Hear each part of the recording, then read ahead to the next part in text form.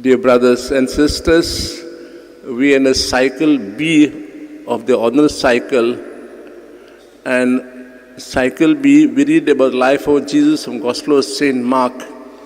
Mark, as you may know, is the shortest Gospel among all the four Gospels. And Mark at times tries to sandwich or put together, summarize the events that have taken place in previous so-called places.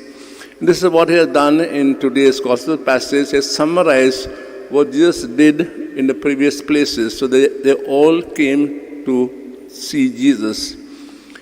Jesus came to proclaim a kingdom, not an earthly kingdom, but an eternal kingdom, where there is love, justice, peace, harmony, forgiveness, acceptance, and so on.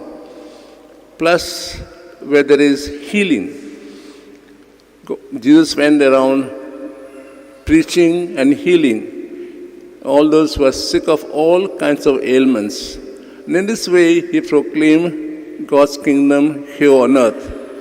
He also came in a way to put an end to the kingdom of Satan, where there is pride, envy, jealousy, hatred, selfishness, and so on. You heard in the Gospel passage again, the unclean spirits who were in a way the powerful forces of Satan, they came to Jesus and Jesus did them away. In the world of today, we also need so-called to proclaim God's kingdom, to do corporal and spiritual works of mercy, and also to do away what we call negative forces. And one of them is jealousy, which you heard in the first reading, where Saul and David. Saul is jealous because God in a way pleased, or people were happy with David and they praised David. And if you heard the part reading, that Saul wants to do away with David because of jealousy. We pause and ask ourselves, when we see others prospering in life, in business, or in another way, are we jealous of them? Do we hate them?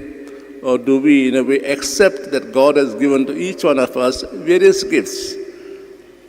We thank God for our own gifts, and also ask God that we may appreciate the good deeds done by others.